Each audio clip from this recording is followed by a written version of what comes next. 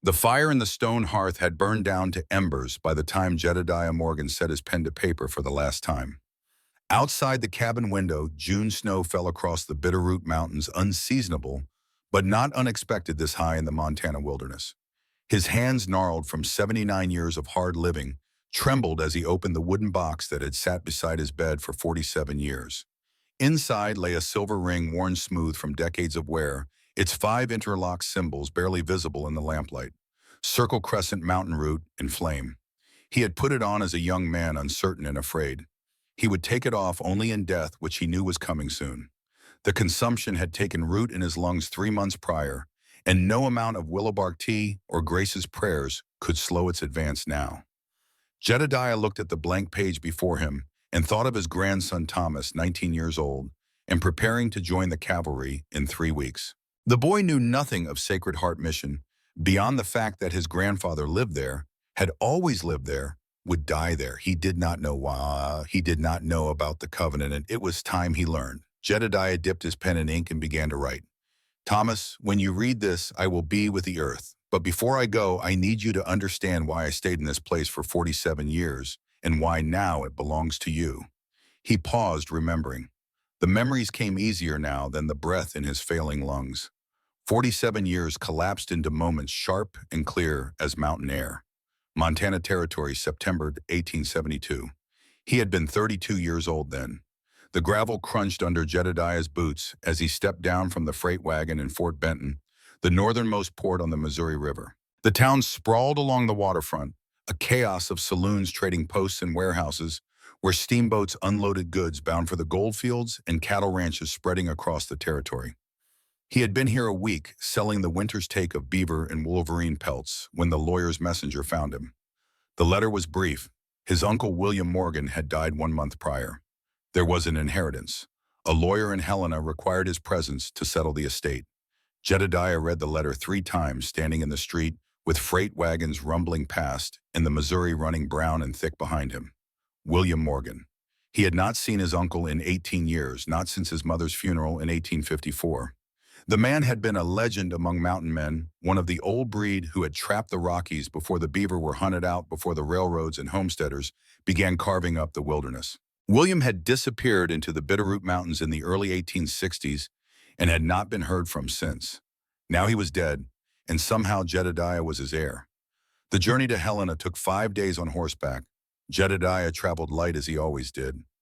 Bedroll and canvas tarp enough, jerked venison to last a week, coffee and cornmeal, his Sharps rifle and Colt Army revolver, a Bowie knife with a blade he had forged himself, and fire-making tools wrapped in oilcloth. Everything he owned in the world fit in 2 saddlebags and a rifle scabbard. After 15 years living alone on the trap lines, he had learned that possessions were just weight that slowed a man down when he needed to move fast. The lawyer's office sat on a Helena side street, squeezed between a general mercantile and a land office. Marcus Webb, attorney at law, read the painted sign above the door. Jedediah tied his horse to the rail and stepped inside.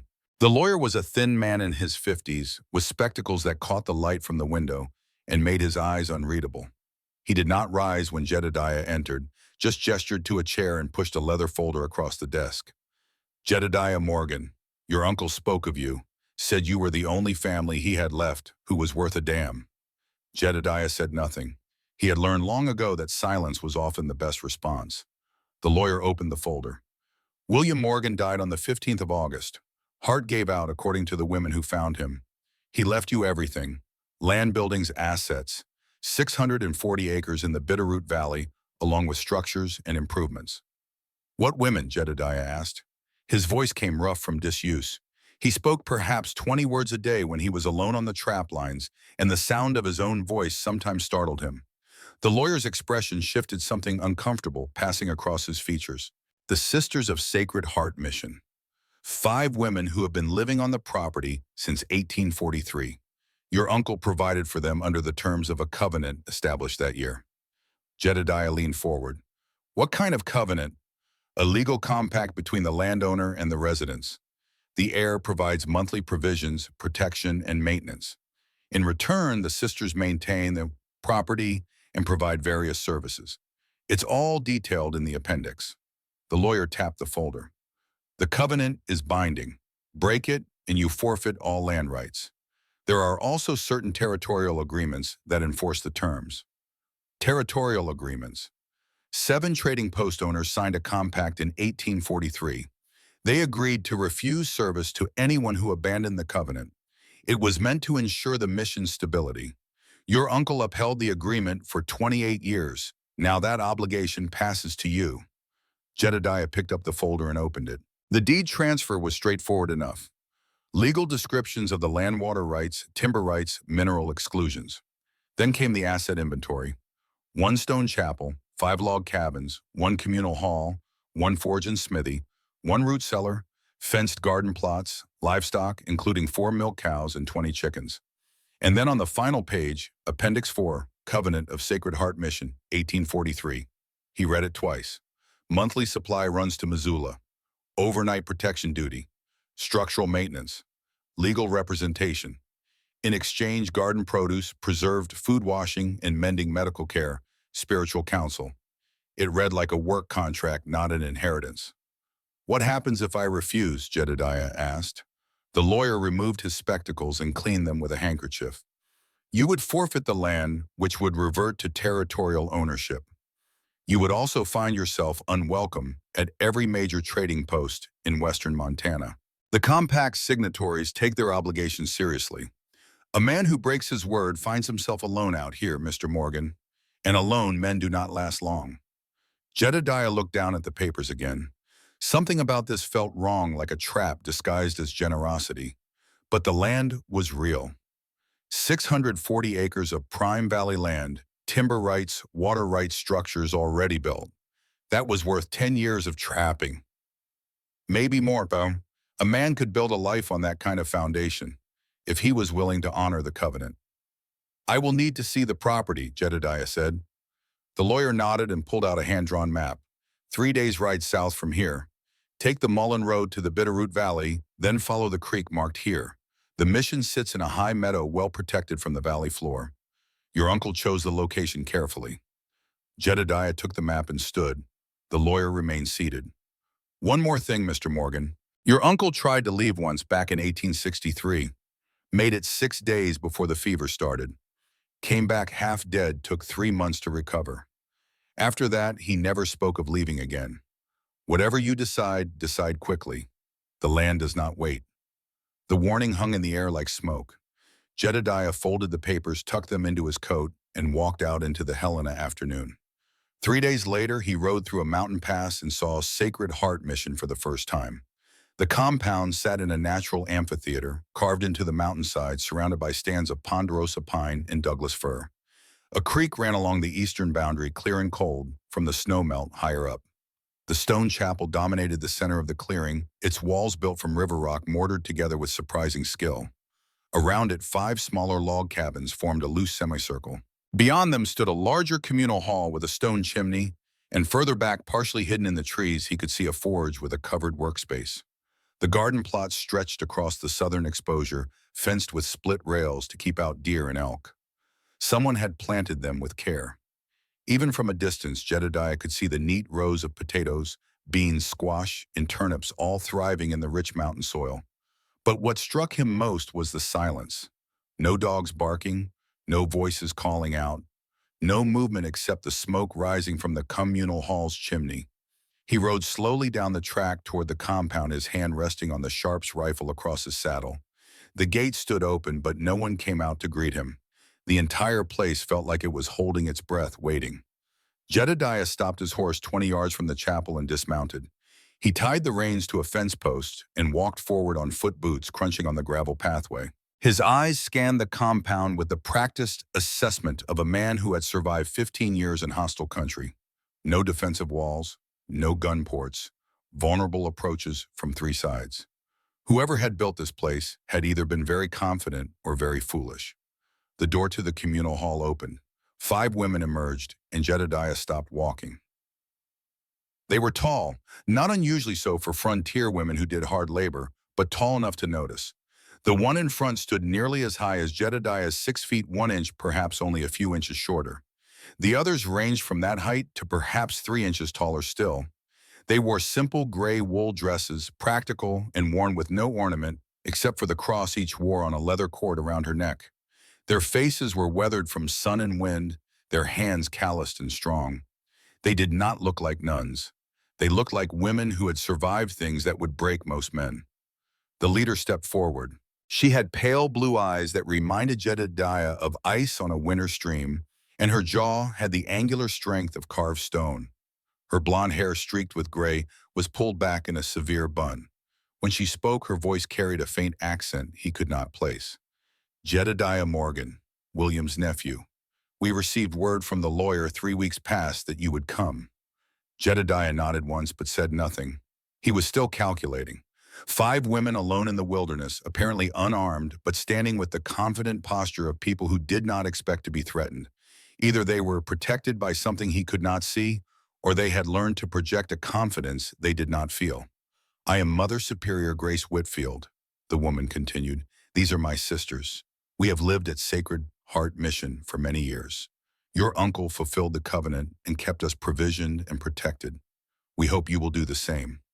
She gestured to the women behind her, introducing each in turn. Sister Ruth Blackwell, a woman with coal-black hair and dark eyes that held a guarded wariness. Her hands bore old burn scars white against her tan skin. Sister Margaret Stone, auburn-haired with sharp green eyes and a small scar above her left eyebrow. She stood like a fighter weight, balanced, ready to move. Sister Bethany Hayes, blonde and younger than the others, perhaps in her mid-30s, with a gentle expression that did not quite hide the haunted look in her pale eyes. She favored her left leg slightly, an old injury that had healed imperfectly. Sister Clara Brennan, dark brown hair and a face that would have been beautiful if not for the hardness around the mouth and eyes. She watched Jedediah with the focused attention of a predator evaluating potential prey. Grace extended a leather folder. The covenant, your uncle's copy. Read it, then we will speak more. Jedediah took the folder. It was identical to the one the lawyer had given him, down to the broken seal on the final page. He opened it and found the same documents, the same legal language, the same Appendix 4. Except this copy had additional pages. He read them standing there in the compound yard while the 5 women waited in silence. The additional pages outlined the history of the covenant in greater detail. The mission had been established in 1843 by a French Jesuit missionary, Father Antoine Moreau, working in cooperation with the Salish tribe. The land had been granted, not sold, as a gesture of goodwill. When Father Antoine died in 1847, the church refused to send a replacement, deeming the mission too contaminated by native practices. The women had stayed.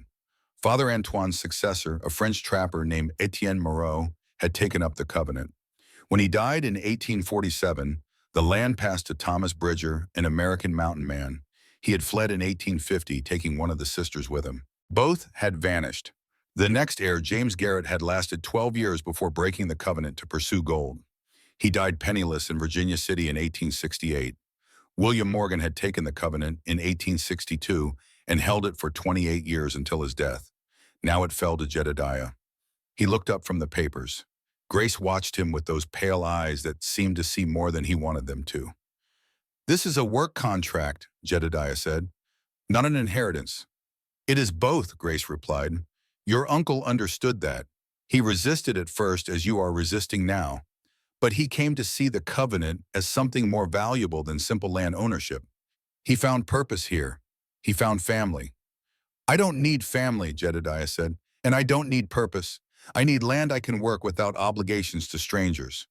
The woman called Maggie stepped forward. Her Scottish accent was thicker than Grace's faint Swedish lilt. We're not strangers. We're the people who kept this place alive while your uncle was living. We planted the garden you'll eat from.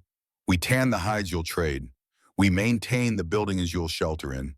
You inherit our labor, Mr. Morgan. The least you can do is honor the agreement that made it possible. Jedediah felt anger rise in his chest, sharp and familiar. He had spent 15 years answering to no one, owing nothing to anyone, and now these women expected him to take up a burden his uncle had carried without ever asking if he wanted it. I will need to think on this, he said. Of course, Grace said. You are welcome to stay the night. There is an empty cabin that was your uncle's. The door is unlocked. In the morning you can decide whether to accept the covenant or ride away. Jedediah looked at the cabin she indicated, then back at the women. What happens if I ride away? Grace's expression did not change. Then the land reverts to territorial ownership, and you will find the trading posts closed to you. The compact is real, Mr. Morgan. 7 men signed it in 1843, and their descendants still honor it. Your uncle signed it himself in 1862 to strengthen the covenant. If you break your word, the frontier will remember. It was not a threat. It was simply a statement of fact delivered without malice or satisfaction. That made it worse somehow. Jedediah took his saddlebags and rifle and walked to the cabin. Behind him, the 5 women dispersed to their work without another word. He did not look back. The cabin was small but well built, with a stone fireplace, a sleeping loft, and a writing desk that still held his uncle's papers. Jedediah dropped his gear and sat on the edge of the bed, feeling the weight of the covenant papers in his hand. This was wrong, all of it. A man did not inherit land with conditions attached. A man did not find himself bound to strangers by agreements made before he was born. He stood and walked to the window. Outside, he could see the compound coming to life as the afternoon wore on. Ruth was at the forge working a bellows and heating iron until it glowed. Maggie was skinning a deer carcass outside the communal hall, her movements efficient and practiced. Beth worked a loom inside one of the cabins, visible through the open door. Clara was chopping firewood, splitting logs with single axe strokes that sent the halves flying. And Grace walked the perimeter of the compound with a lantern, checking something he could not identify. These were not helpless women waiting to be rescued. They were frontier survivors, as capable and self-sufficient as any man he had met in 15 years of trapping. So why did they need him? Jedediah did not sleep that night. He sat by the cabin window watching the stars wheel overhead and listening to the sounds of the compound settling into darkness. Somewhere in the distance, wolves howled. Closer, an owl hunted. The creek murmured over stones. Normal sounds, peaceful sounds. He hated them. At dawn, he packed his gear, saddled his horse, and rode out of the compound without a word to anyone. The trail back to the Bitterroot Valley was clear enough. 3 days to Helena, then north to Fort Benton. He could sell the inheritance claim, take whatever cash the territorial government would offer, and go back to the trap lines. Alone, unburdened, free. He made it 12 miles. The trail followed the creek through a narrow canyon where ponderosa pines grew thick on both sides. Jedediah stopped to water his horse at a wide spot where the creek pooled. The morning was clear, the air sharp with the smell of pine resin and cold water. He knelt by the creek and cupped water in his hands, drinking deep. When he stood, he saw the tracks. Mountain lion, fresh probably within the last 2 hours. A big tom, judging by the size of the paw prints in the soft earth by the water's edge. The tracks headed up canyon, following the same trail Jedediah had been using. He stood and scanned the ridgeline. Nothing moved. The lion could be anywhere, watching, waiting. Mountain lions were ambush predators. They did not attack from the front. They waited until you turned your back, until you were vulnerable, and then they struck. Jedediah led his horse away from the creek, moving slowly, keeping his eyes on the ridgeline. The horse was nervous, ears, swiveling nostrils flared. It could smell the lion even if Jedediah could not see it. Then the horse spooked. No warning, just sudden explosive panic. It reared hooves, striking at the air, and Jedediah tried to hold the reins, but the leather burned through his hands. The horse came down hard, spun, and bolted back down the canyon. Jedediah stumbled backward, trying to stay on his feet, and his boot caught on a root. He went down hard, his left shoulder taking the impact. He felt something pop, a bright spike of agony that made his vision white out for a moment.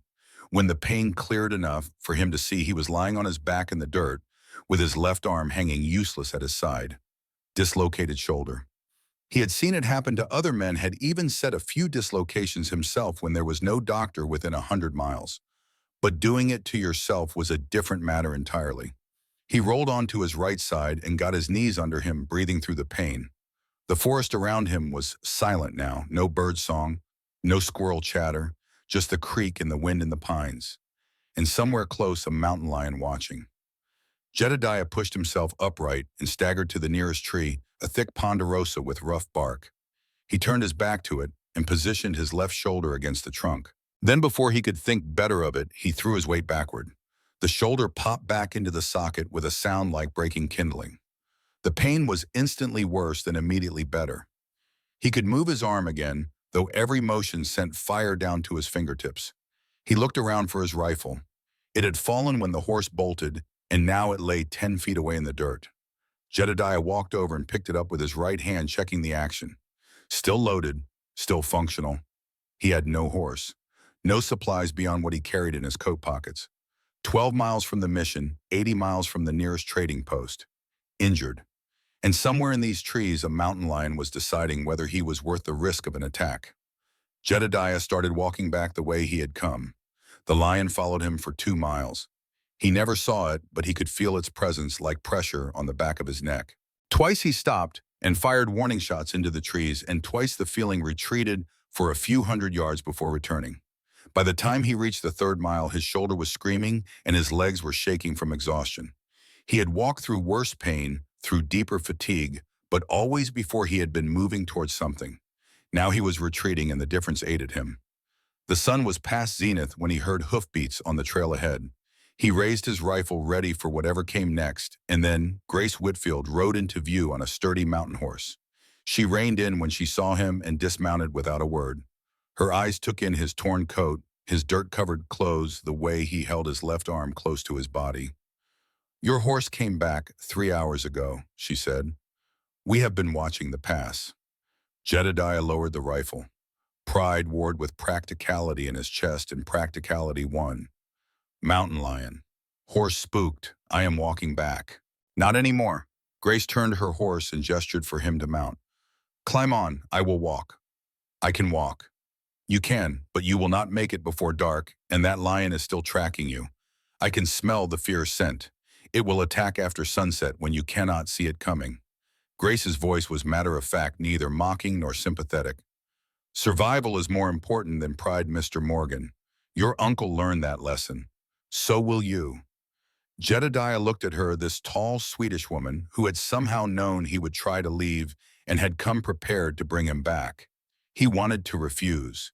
He wanted to walk the remaining 9 miles on his own strength, to prove something to himself, if not to her. But she was right. Pride got men killed. Survival required accepting help when it was offered. He climbed onto the horse, awkward with his injured shoulder. Grace took the reins and began walking back toward the mission, leading the horse at a steady pace that covered ground without wearing either of them down. They did not speak for the first hour. Jedediah watched the forest around them, still scanning for the lion, but it did not reappear. Eventually, he broke the silence. "How did you know I would come back?" "I did not," Grace said. "But I know men who run from obligations. They always come back one way or another, the ones who survive anyway. Your uncle tried the same thing in 1863, made it 6 days before the fever started. Came back half dead, swearing he would never leave again." "Fever," Jedediah said. "The lawyer mentioned that." "Mountain fever. Comes on fast, burns hot. Killed 3 homesteaders that same summer." Grace glanced back at him. "Or perhaps it was something else. Your uncle never could explain it. He just knew that leaving the covenant meant sickness and returning meant healing." They walked in silence again. The sun dropped toward the western peaks, painting the sky orange and purple. By the time they reached the compound, full dark had fallen. Ruth was waiting at the forge with a medical bag. She did not ask questions, just examined Jedediah's shoulder with careful hands and determined that he had set it correctly. She made a sling from cotton cloth and helped him tie it across his chest. "Keep it immobilized for 3 days," she said in a heavy German accent. "Then gentle movement for a week, full use in 2 weeks if you do not do anything stupid." Beth brought food: venison stew, fresh bread, coffee. Jedediah ate in his cabin alone, trying to sort through the confusion in his mind. He had tried to leave. He had failed. Now he was back, injured and horseless, dependent on the very women he had been trying to escape. The covenant papers sat on the desk where he had left them. He picked them up and turned to the final page, the one that had been torn in the lawyer's copy. "Failure to maintain the covenant will result in severance from the land and exclusion from territorial commerce. Previous attempts to abandon the covenant have ended in death, disappearance, or permanent exile. The land remembers. The compact endures." Jedediah set the papers down and looked out the window at the compound. Lamplight glowed in the windows of the other cabins. Smoke rose from the chimneys. It looked peaceful, safe, like a place a man could belong. But belonging meant obligation. It meant giving up the freedom he had fought to maintain for 15 years. It meant accepting that he could not be completely alone. He fell asleep with that thought still churning in his mind, and when he woke the next morning, his shoulder ached, but his head was clear. Grace found him outside at dawn, watching the sunrise paint the peaks above the compound. "Have you decided?" she asked. Jedediah nodded. "I will stay 1 month. If the covenant works the way you say it does, I will consider making it permanent." "Fair enough," Grace said. She extended her hand, and after a moment's hesitation, Jedediah shook it. Her grip was firm, her palm calloused from decades of hard work. "Welcome to Sacred Heart, Mr. Morgan. I hope you will find what your uncle found here." "And what was that?" Grace smiled, the expression softening the hard lines of her face. "Peace, purpose, and family, whether you want it or not." Over the next 2 days, Jedediah explored the compound more carefully. The archive beneath the chapel revealed itself when Ruth showed him the hidden door behind the altar. The room below was part natural cave, part reinforced structure, lined with timber and stocked with shelves holding leather-bound journals and tin boxes of documents. Jedediah spent an entire afternoon reading the journals of previous covenant holders. Etienne Moreau's entries were in French, but Jedediah could make out enough to understand the basics. The 5 women had appeared at the mission in the winter of 1843, refugees from circumstances Moreau never detailed. He had taken them in, established the covenant, and lived according to its terms until his death 4 years later. Thomas Bridger's entries were fewer and more desperate. He had tried to maintain the covenant, but had fallen in love with one of the sisters, a woman named Marie. When he tried to leave with her in 1850, both had vanished. The journal ended with a frantic entry, "The forest has taken her. I heard her screaming in the trees. God forgive me." James Garrett had been more pragmatic. His entries focused on the economics of the arrangement, calculating the value of the sisters' labor against the cost of provisions. When gold was discovered near Virginia City in 1862, his entries became sporadic, then stopped altogether. William Morgan's journals were the most extensive. 28 years of daily observations, philosophical musings, and careful records of supplies, weather, and work completed. Jedediah read them chronologically, watching his uncle transform from a skeptical outsider to a devoted covenant keeper. One entry from 1867 stopped him cold. "Tried to leave again today. Made it to Fort Benton before the sickness started. Fever dreams showed me the sisters with blood pouring from their eyes, the chapel collapsing, something ancient and terrible rising from beneath the mountain. Rode back in 4 days. They forgave me. The land did not. Took 3 months of faithful covenant work before I felt whole again. I understand now. This is not about them needing me. This is about me needing them, about needing to belong to something larger than my own survival. The covenant is not slavery. It is the only real freedom I have ever known." Jedediah closed the journal and sat in the dim lamplight of the archive, feeling the weight of history pressing down. 4 men before him, 2 dead, one vanished, one who had endured for nearly 3 decades. And now it was his turn to decide which path he would follow. The decision came not from revelation, but from exhaustion. He was tired of running, tired of being alone, tired of waking each morning with no purpose beyond staying alive until the next morning. Maybe the covenant was a trap, but maybe it was also an escape from the larger trap of solitude. He climbed the stairs from the archive and found Grace in the chapel, kneeling before a simple wooden cross. She did not turn when he entered. "I read William's journals," Jedediah said. "I thought you might. He wrote that the land punishes those who break the covenant. Fever, sickness, death." Grace stood and turned to face him. "Your uncle believed that. Others believe different things. I cannot tell you what is true and what is superstition. I can only tell you what I have witnessed.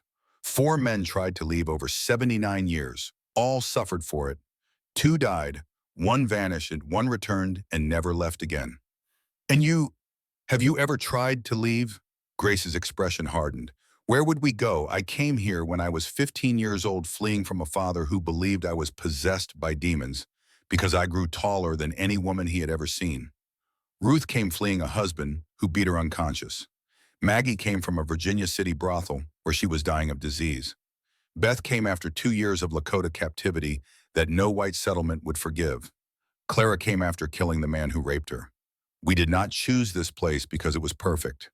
We chose it because it was the only place that would have us. The covenant is not our prison, it is our sanctuary. And we need men willing to protect that sanctuary, not from external threats, but from the simple reality that women alone in the wilderness do not last long. Jedediah had no answer for that. He had spent 15 years alone by choice, but he had never been truly vulnerable. A man with a rifle and survival skills could make his own safety. Women, even tall and capable women, face different dangers. The next morning, he woke to the sound of horses approaching the compound. He grabbed his rifle, still cradling his sore shoulder, and stepped outside to see four men riding through the gate. They were rough-looking, the kind of men who made their living on the edges of law and civilization.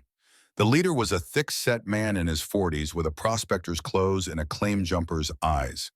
He dismounted without invitation and pulled a rolled document from his saddlebag. "We're here to file claim on this property under the territorial mining law of 1866, he announced. "Name's Cyrus Harding. We've got legal papers from the Missoula territorial clerk. There's a copper vein running under this land, and we aim to mine it." Grace emerged from the communal hall, followed by the other four sisters. She stood between the claim jumpers and the compound buildings, her posture radiating calm authority. "This land is protected under an 1843 territorial grant," she said. "No mining rights were ever conveyed. You are trespassing." Cyrus laughed. "That grant was voided when Montana became a territory in 1864. All land reverted to territorial government and was re-granted under new terms. Your deed does not mention mining exclusions, which means we can file claim and start working. Unless you've got a male landowner here to contest it legally. Because territorial law says women can't hold property claims without male representation." Jedediah stepped forward, rifle held loosely across his good arm. "I am the landowner, Jedediah Morgan, inherited last month. You are trespassing on private property, and I am ordering you to leave." Cyrus turned to him, his expression shifting from mockery to calculation. "You planning to work this land, or just planning to keep 5 nuns warm at night while pretending it is charity work?" The insult hung in the air. Behind Cyrus, his 3 men laughed. To Jedediah's left, he saw Ruth at the forge, her hand closing around an iron rod. To his right, Maggie stood by the woodpile, close enough to reach the axe leaning against her leg. Clara had moved to the communal hall window, where he knew she kept a rifle. 4 claim jumpers against 1 injured man and 5 women. The odds were not good. But Jedediah had learned in 15 years on the frontier that odds mattered less than willingness to follow through. "You have 3 choices," Jedediah said, his voice quiet but carrying across the compound.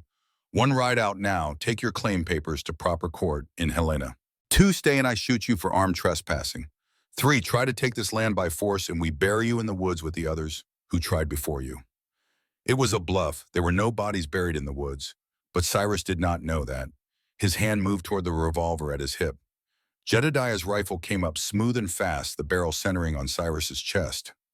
The distance was 15 feet. At that range, the sharps would punch a hole through the man's sternum and blow his spine out his back. "Ruth," Jedediah said without taking his eyes off Cyrus. "Aye," Ruth replied from the forge. "How many graves do we have space for out back?" Ruth caught on instantly. 7 dug already, room for 4 more if needed." Cyrus's eyes flicked to Ruth, then to Maggie with her axe, then to the window where Clara's rifle barrel was just visible.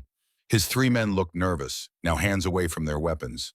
One of them, a lean man with Paiute features, spoke up. "Cyrus, that is Jed Morgan. Heard of him. Killed a grizzly bear near Fort Benton with just a knife. Tracked stolen horses 60 miles through snow to get them back from Blackfeet. This is not a fight we want." Cyrus stared at Jedediah for a long moment. Then he lowered his hand from his gun. "This is not over," he said. "We will be back with a territorial marshal and legal authority."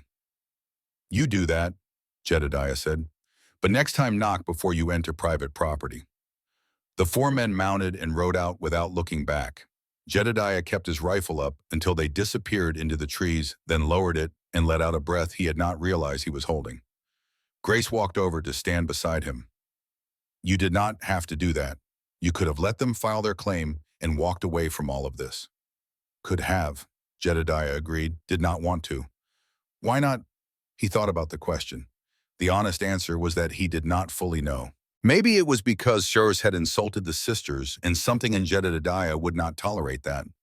Maybe it was because 15 years of solitude had left him hungry for something to protect even if he had not admitted it until now. Maybe it was simply that walking away would have been the same as running, and he had already proven to himself that running did not work. Because it would not be right, he finally said. Grace's smile was small but genuine. Then you have already accepted the covenant, Mr. Morgan. You just have not admitted it yet. That night, Jedediah sat alone in his cabin with the covenant papers spread before him. The silver ring lay on top of them, reflecting lamplight in its worn surface. He picked it up and turned it in his fingers, feeling the weight of history and obligation it represented. 4 men had worn this ring. 2 had broken the covenant and died for it. 1 had held it for nearly 3 decades and found peace. Now it was Jedediah's turn to choose which path he would walk. He thought of the 5 women who had carved out survival in this wilderness, who had built something worth protecting. He thought of his uncle's journals describing the covenant not as burden, but as freedom. He thought of how it had felt to stand against Cyrus Harding, to have people depending on him to matter in a way that 15 years of solitary trapping had never made him matter. The ring felt warm in his hand, not hot, just alive with the touch of everyone who had worn it before. But he was not ready, not yet. He needed more than 3 days to decide if he could spend the rest of his life bound to this place, to these people, to this covenant that seemed to have roots deeper than any legal document could explain. He set the ring back on the papers and went to the window. Outside, the compound was settling into night. Lamplight glowed in cabin windows. Smoke rose from chimneys into the star-filled sky. It looked like home, or what home might look like if a man had ever had one. Jedediah turned away and tried to sleep, knowing that tomorrow would bring more questions, more tests, more chances to prove whether he could be the kind of man this place needed, whether he could be the kind of man who stayed. The covenant ring sat on the desk for 3 more days before Jedediah touched it again. During those days, he learned what the covenant actually meant in practice, not in legal language, but in sweat and calluses, and the kind of exhaustion that came from honest work. Grace woke him before dawn on the 4th morning with a knock on his cabin door. When he opened it, she stood there with a piece of paper covered in neat handwriting. "Supply list," she said. "Missoula Trading Post, 60 miles south, 2 days travel each way, 3 if the weather turns. We need flour, sugar, coffee, salt, ammunition, lamp oil, fabric, and medical supplies. Your uncle made this run once a month for 28 years. Now it falls to you." Jedediah took the list and read it over. The quantities were substantial, but not unreasonable. 50 pounds of flour, 20 pounds of sugar, 10 pounds of coffee. Enough to feed 6 people for a month with careful rationing. "How much money?" he asked. Grace handed him a leather pouch. $47, from selling vegetables in Ruth's ironwork to passing traders. Should cover everything on the list with a few dollars to spare. Jedediah weighed the pouch in his hand. $47 was more cash than he typically saw in 3 months of trapping. These women were not charity cases waiting for rescue. They were running a small economy. "I will leave within the hour," he said. He packed light for the journey. His shoulder had healed enough to carry a pack, though it still ached when he moved wrong. The compound's spare horse, a sturdy bay mare named Molly, would carry him south, while a pack horse would haul the supplies back. Ruth had the animals ready by the time he finished loading his gear. The trail to Missoula followed Lolo Creek through a series of mountain valleys, crossing the creek a dozen times where the canyon narrowed. Jedediah knew the route from his trapping days, but he had never traveled it with the attention he brought now. Every ford, every campsite, every stretch of vulnerable ground registered in his mind with new significance. This was not a one-time journey. This was a monthly obligation, and he needed to know the route well enough to make it in any weather, any season. He made camp the first night at an old trapper cache site he had used years before. The cache was still there, a hollow in a rock outcropping where supplies could be hidden from animals and weather. Someone had used it recently. Fresh ashes in the fire pit, a scrap of cloth caught on a branch. Jedediah built his fire and boiled coffee in his tin cup, watching the stars emerge as full dark settled over the valley. Somewhere downstream, a wolf pack sang. The sound reminded him of the loneliness he had carried for 15 years before the covenant. Strange how 3 days of living among people could make solitude feel different. Not peaceful anymore, just empty.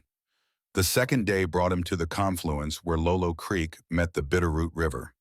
He forded at the shallow crossing, then followed the river valley south toward Missoula. Traffic increased as he neared the settlement. Freight wagons hauling goods from the riverboats.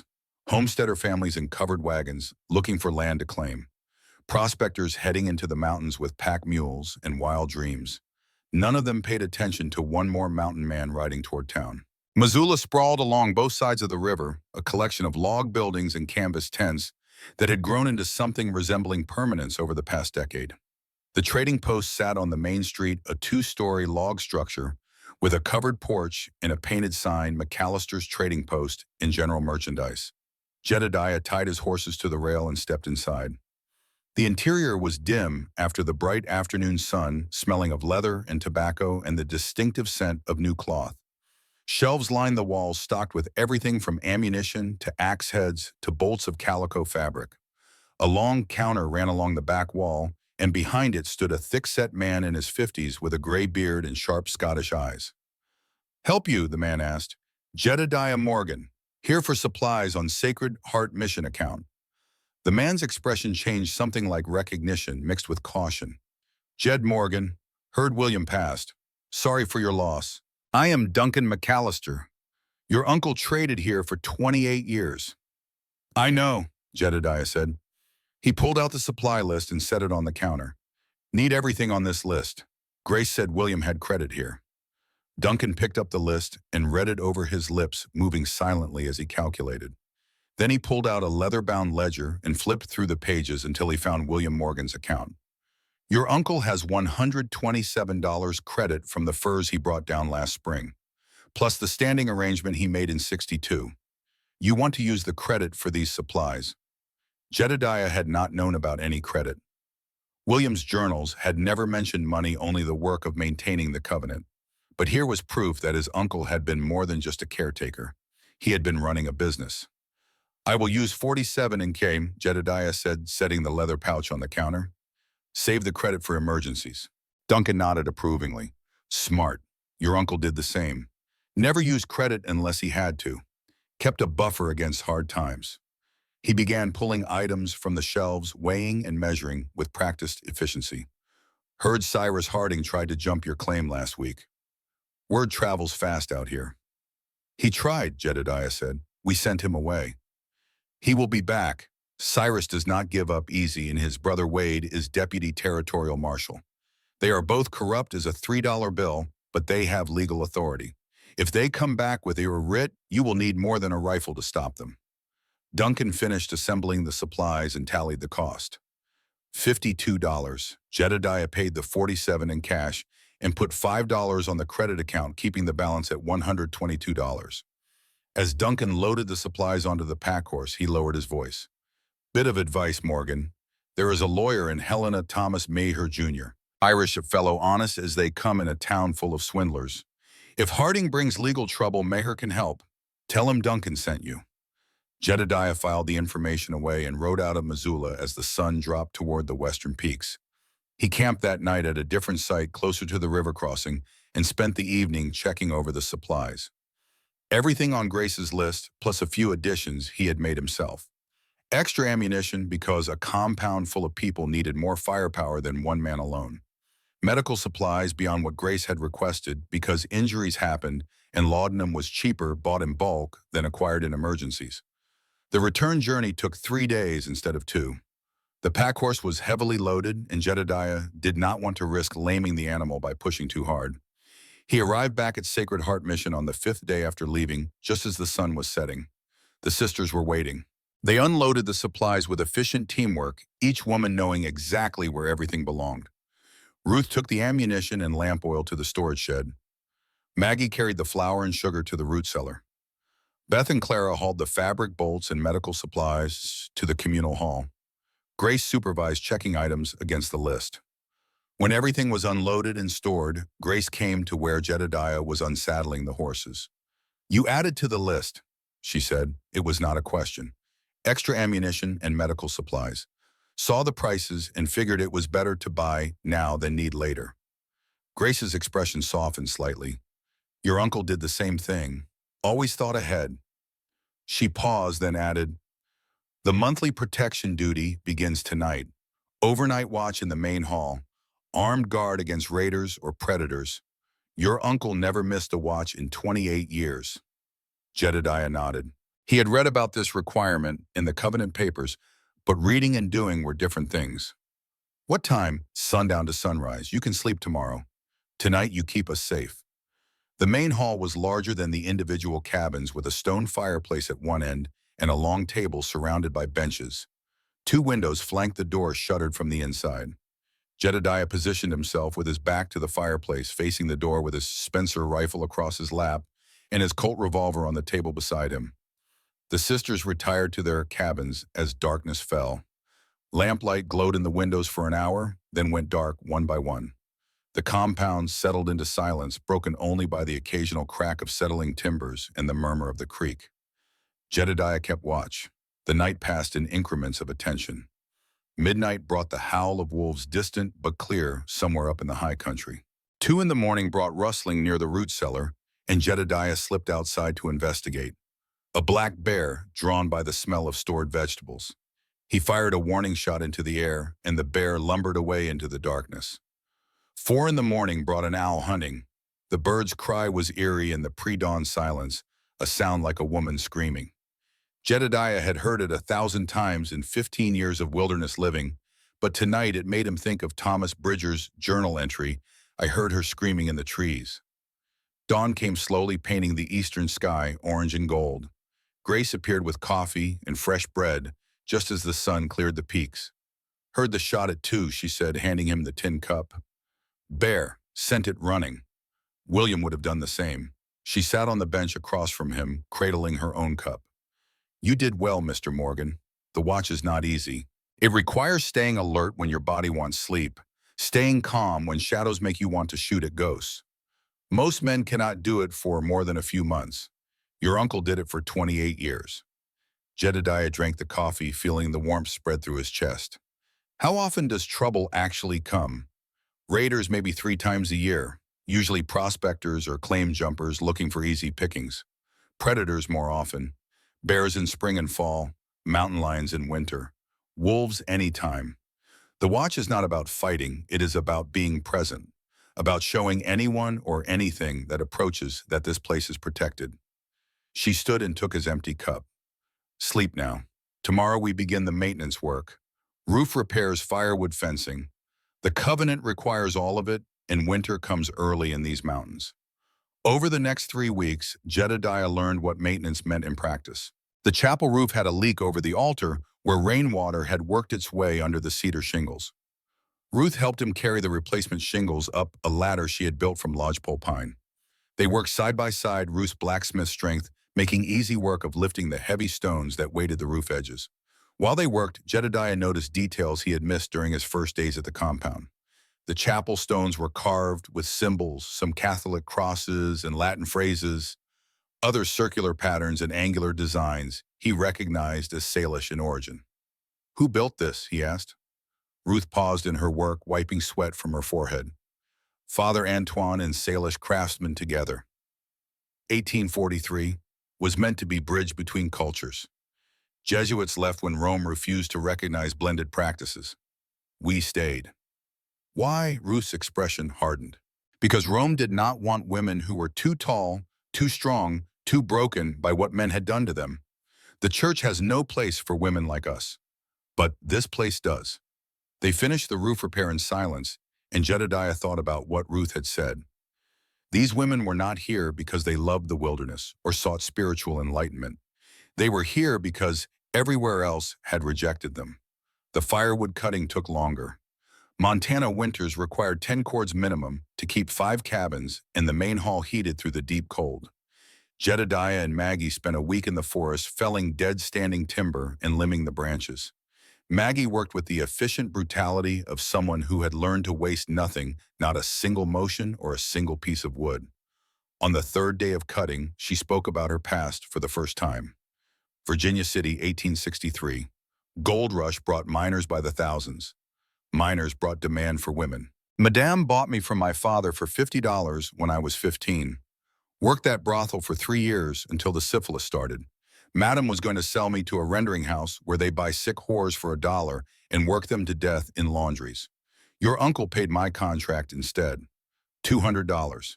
Tore up the papers in front of everyone and said he needed workers at a mission, not whores. Maggie stopped chopping and looked at Jedediah. You want to know why we need the covenant, because without it, men like your uncle do not exist. Without it, we go back to being whores and slaves and victims. The covenant makes you responsible for us, makes you accountable. That is why it matters. The fence building took 6 days and required everyone's help. The compound had no perimeter defense, just open ground that left them vulnerable to raiders on horseback. Jedediah proposed a split-rail fence 6 feet high enclosing the garden and livestock area. Not a fortress, but a barrier that would slow attackers and give defenders time to respond. They worked together with a rhythm that surprised Jedediah. Ruth split rails with a maul and wedged her smith's strength, driving the wedge deep with single blows. Clara sharpened tools as they dulled, maintaining the edges with precise strokes of a whetstone. Beth dug post holes, her Norwegian patience carrying her through the repetitive work. Maggie set posts, tamping earth around the bases until they stood solid. Grace coordinated everything, ensuring the fence line ran straight and the spacing remained consistent. Jedediah oversaw and taught where needed, but mostly he watched these women work with the competence of seasoned builders. They did not need him to tell them how to construct a fence. They needed him to be present to share the labor, to prove through sweat and blisters that he was committed to protecting what they had built. On the 6th day, as they finished setting the final post, Grace approached him. "The month is up," she said. "You agreed to try the covenant for 30 days. Today is day 30. Are you staying or leaving?" Jedediah looked around the compound. The repaired chapel roof, the cords of firewood stacked against the cabin walls, the new fence that enclosed the garden like a protective arm. He had done this work. His hands had shaped this place in ways large and small. "Supply run is due in 2 days," he said. "Cannot leave you without provisions." Grace's lips quirked in something almost like a smile. "That is not an answer. It is the only answer I have right now." She pulled the covenant ring from her pocket and held it out to him. "Your uncle wore this for 28 years. It is yours if you want it." Jedediah took the ring but did not put it on. He slipped it into his coat pocket, feeling its weight against his chest. Not ready yet, not quite, but closer than he had been a month ago. 3 weeks later, in the first cold days of October, Cyrus Harding returned. This time he brought his brother, Deputy Territorial Marshal Wade Harding, along with a legal writ and a mining survey team. They rode into the compound at midday, 6 men total. Wade Harding in the lead, wearing a tarnished badge and carrying official papers. Jedediah was working at the woodpile when they arrived. He set down his axe and walked to meet them, his hand resting on the Colt at his hip. Wade Harding dismounted and unfolded the writ with theatrical precision. He was younger than Cyrus, maybe 40, with the same calculating eyes but a veneer of legal authority that made him more dangerous. By order of Territorial Judge Harrison Webb, Wade read aloud, "The property known as Sacred Heart Mission Station shall submit to geological survey under the mining law of 1866. Refusal constitutes obstruction of legal commerce, punishable by fine and imprisonment." Grace stepped forward from the communal hall, the other 4 sisters arrayed behind her like a silent jury. "This property is protected under an 1843 territorial grant," Grace said. "Mining rights were specifically excluded." Wade smiled without warmth. "That grant was voided when Montana became a territory in '64. All land reverted to territorial government then was re-granted under new terms. Your deed does not mention mining exclusions, which means we can survey and file claims." Jedediah felt the trap closing. They might be right about the legal technicality. The 1843 grant had been issued before Montana was organized as a territory. If it had been voided during reorganization, then the mining exclusion might not have carried over. "We request formal hearing in Helena," Grace said. "That is our legal right under territorial law." Wade's smile widened. "Granted, but the survey team stays here during proceedings. You will provide board and lodging per territorial hospitality law." Jedediah understood the strategy immediately. Force them to house the enemy while the legal case dragged on. Cyrus and his men would have weeks or months to search for the copper vein, to undermine the compound's stability, to wait for any excuse to claim the land through violence or legal manipulation. How long until the hearing? Jedediah asked. Judge Webb's calendar is full, probably 6 weeks, maybe 8. Wade's expression made it clear he was enjoying this. You have any problem with that? Take it up with the court. There was no choice. Refuse and they would be arrested for obstruction. Comply and they had to endure the presence of claim jumpers inside their defenses. They can stay in the empty cabin, Jedediah said, but they follow compound rules. No drinking, no weapons inside buildings, no harassment of the sisters. Break those rules and hearing or no hearing, they leave. Wade nodded. Fair enough. We are all civilized men here. But the look Cyrus gave Jedediah promised that civilization was a thin veneer easily stripped away when convenient. The journey to Helena took 4 days. Jedediah and Grace rode together, leaving the other sisters to manage the compound with 6 hostile men living among them. It was a risk, but Ruth and Clara were armed and capable, and Maggie had survived worse than claim jumpers. They camped the second night near McDonald Pass in a clearing where pine trees gave way to open sky. Grace built the fire while Jedediah tended the horses, and they ate in silence as stars emerged overhead. Finally, Grace spoke. I need to tell you something about why I am here, about why the covenant exists. Jedediah waited, not pushing. People told their stories when they were ready, and Grace had been holding hers for a long time. I was 15 when I left Sweden, 1843. My father was a Lutheran pastor in a small village north of Stockholm.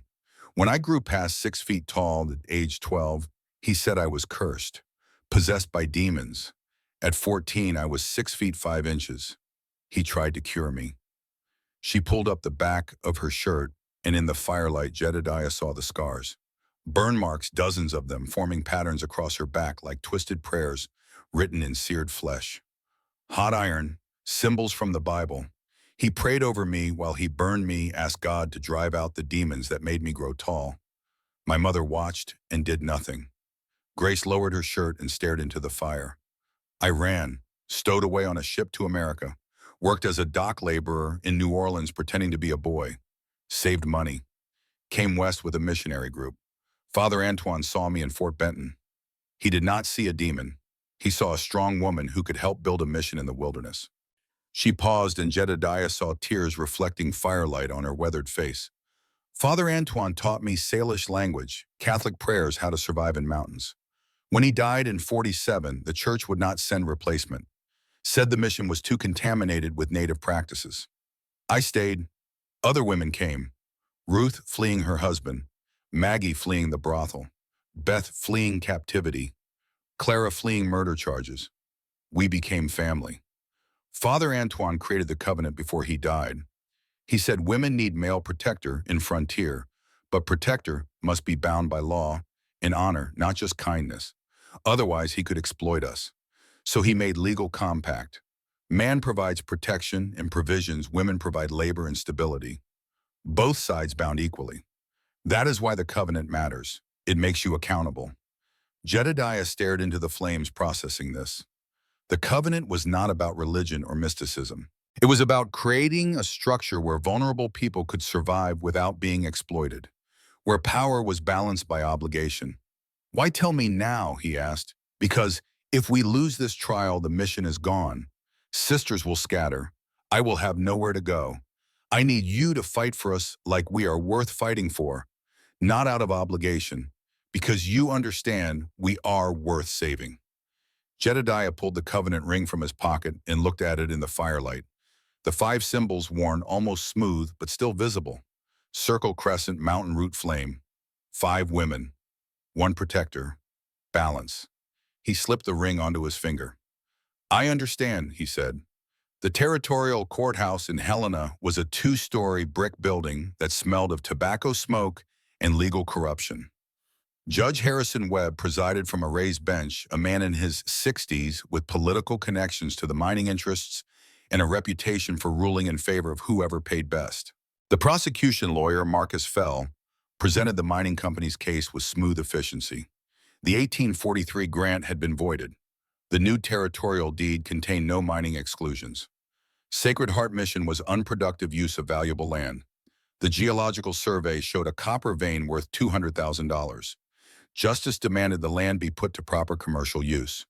Thomas Maher Jr., the Irish lawyer Duncan McAllister had presented the defense.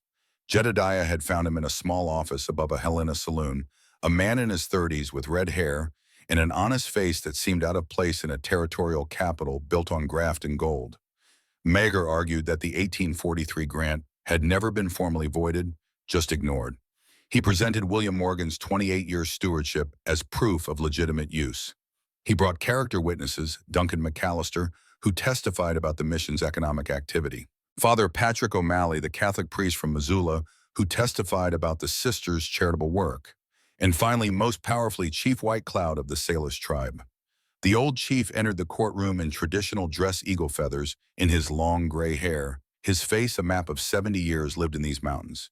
He spoke through a translator, but Jedediah, who had learned some Salish during his trapping years, could understand the original words. Sacred Heart Mission sits on land my grandfather gave to Father Antoine in 1843. Not sale, gift. Because Father Antoine respected our ways, learned our language, married Salish woman. That land is sacred. Vision Quest site for 400 years before white men came. Chief White Cloud's voice grew harder, and the translator struggled to capture the force of his words. When Father Antoine died, we allowed mission to continue because tall sisters respected land. They leave tobacco offerings. They speak our language. They treat us as human, not savage. William Morgan continued this respect for 28 years. Jedediah Morgan wears covenant ring now. We have watched him. He left tobacco at Stone Circle last full moon without being told, just because sisters showed him the way. This is respect. This is honor. The chief turned to face Judge Webb directly, and his next words needed no translation. If mining men dig up that land, they disturb burial ground of 40 chiefs. My people will consider this act of war. Territorial government may have papers, but land remembers true owners. We recognize Jedediah Morgan as keeper of sacred ground. Mining men, they recognize only gold. They will bleed land dry, then leave. We will not allow this. The courtroom fell silent. Judge Webb's face showed the calculation of a politician trapped between mining money and the threat of an Indian war that would cost the territory far more than any copper vein was worth. The judge's ruling came 3 days later. Given testimony from indigenous representatives and evidence of historical land use, this court rules. The 1843 land grant remains valid. Mining survey is denied. However, Mr. Morgan must prove active use of land within 6 months, or this ruling can be revisited. Active use is defined as permanent residence, productive agriculture, or livestock commercial trade, or providing public service such as housing for displaced persons. Mission must register with territorial government as official charitable organization within 90 days.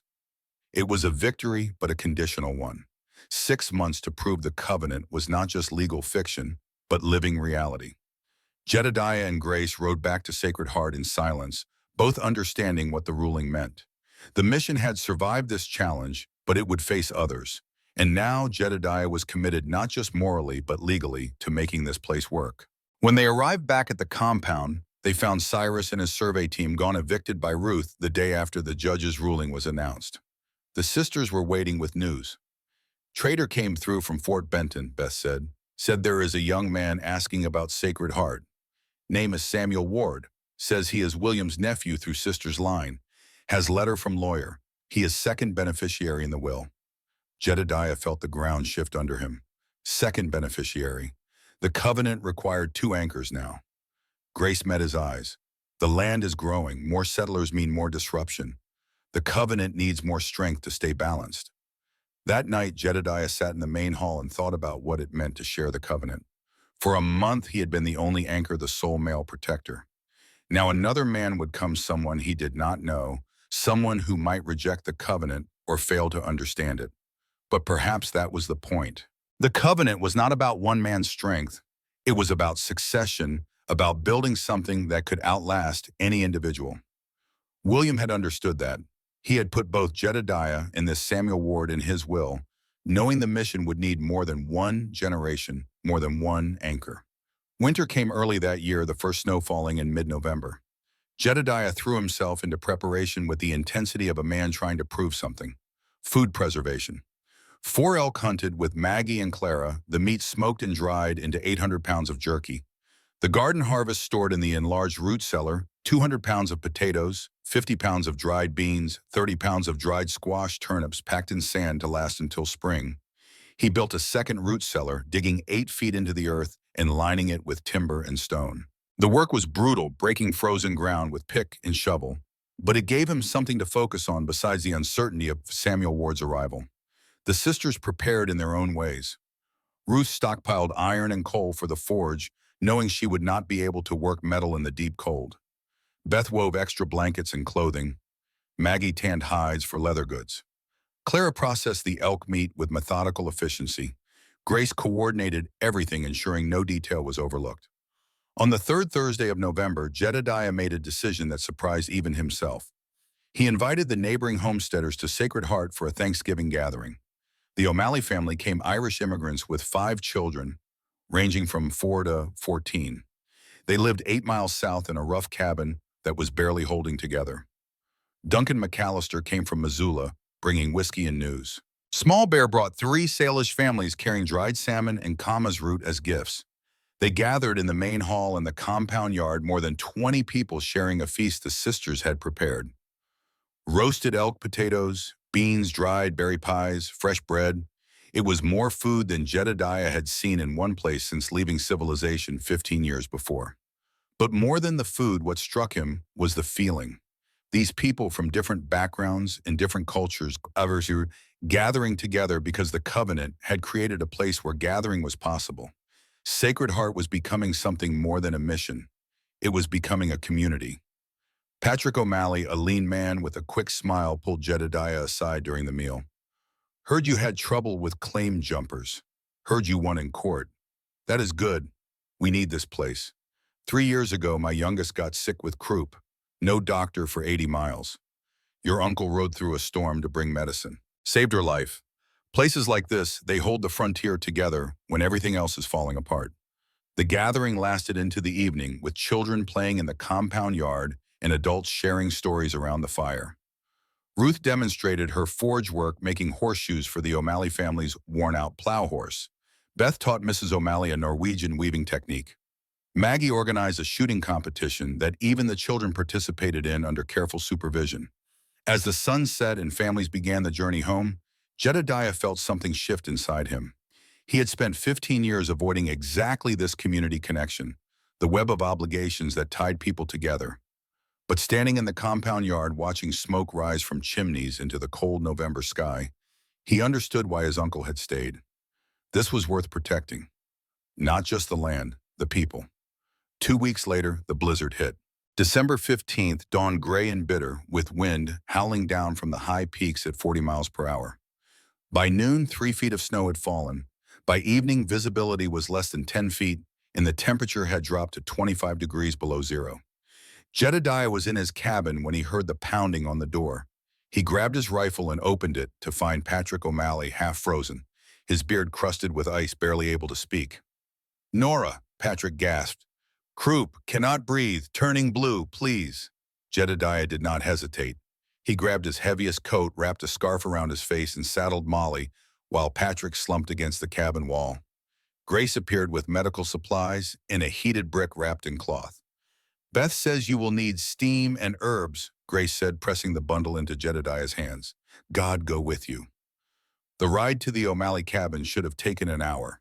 In the blizzard, it took 4. Jedediah led Molly by the reins, walking through snow that came up to his knees, navigating by memory and instinct when he could not see more than a few feet ahead.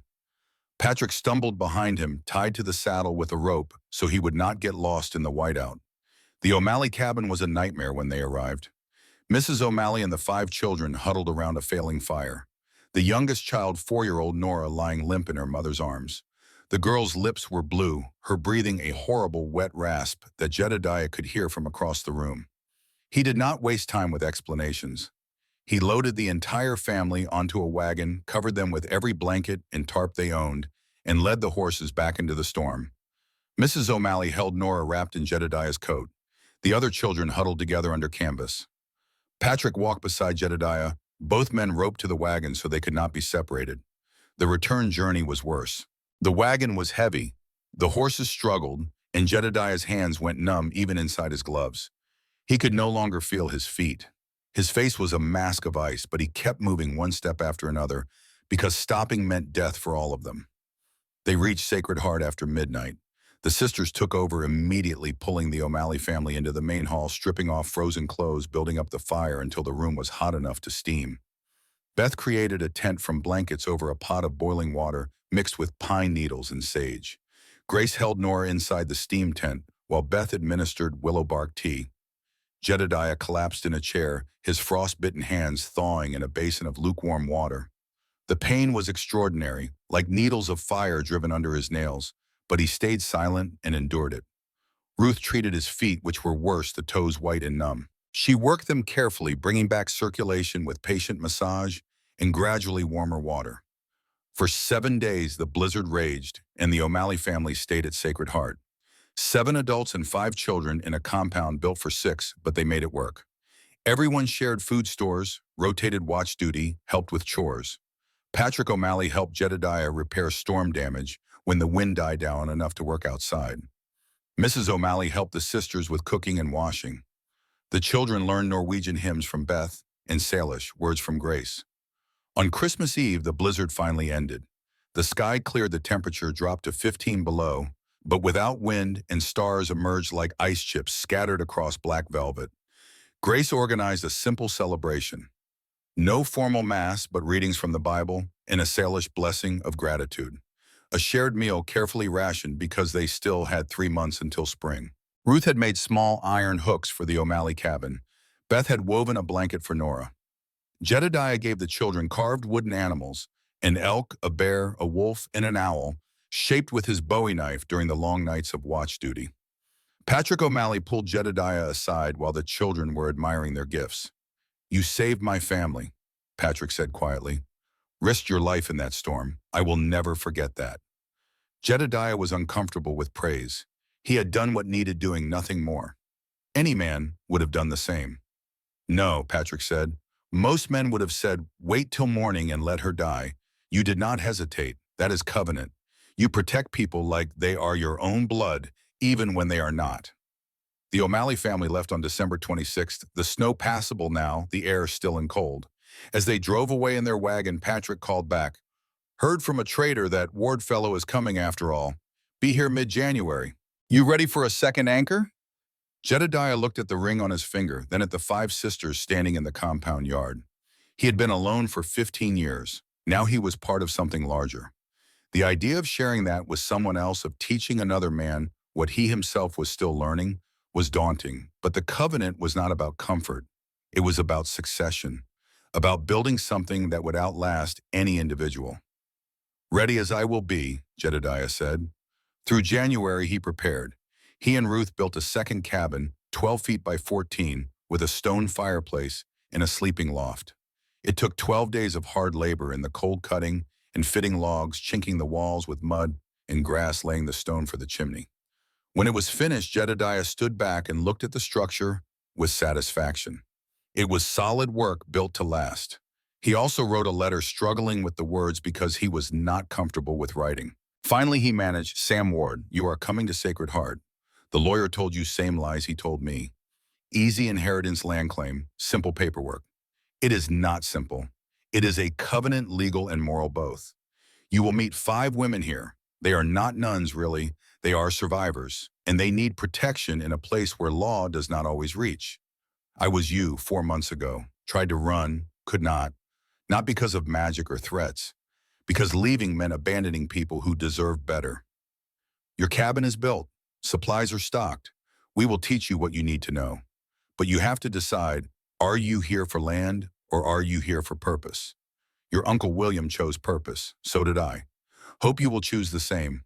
Jedediah Morgan, Sacred Heart Mission, January 1873. He sent the letter with a trading post rider and then waited. On February 5th, a rider appeared on the horizon. Single horse, heavy pack, moving slow and cautious through the snow. Clara spotted him first with her sharp eyes. Rider coming, could be Sam Ward.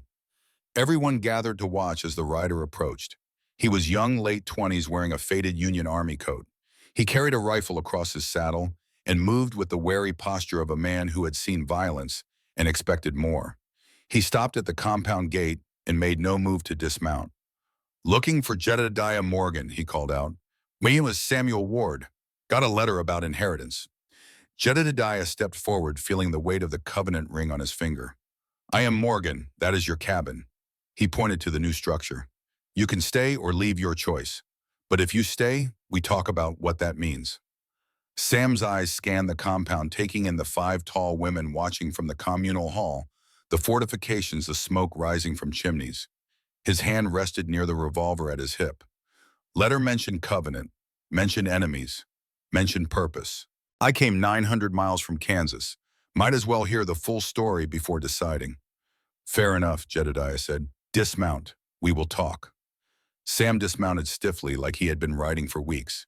He favored his left leg slightly, an old injury that had healed wrong. As he walked toward the main hall, Jedediah noticed details, the way Sam's eyes never stopped scanning the slight tremor in his hands, the tension in his shoulders. This was a man who had seen combat and was still fighting ghosts. Jedediah turned to Grace and spoke quietly. "He is going to run. Harder than I did."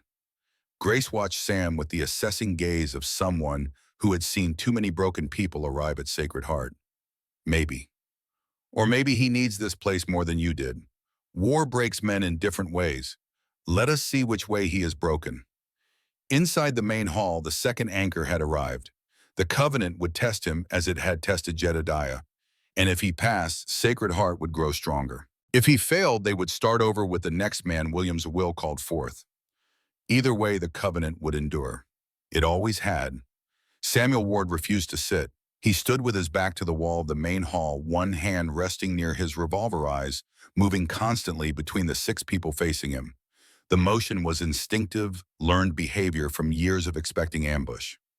Jedediah recognized it immediately.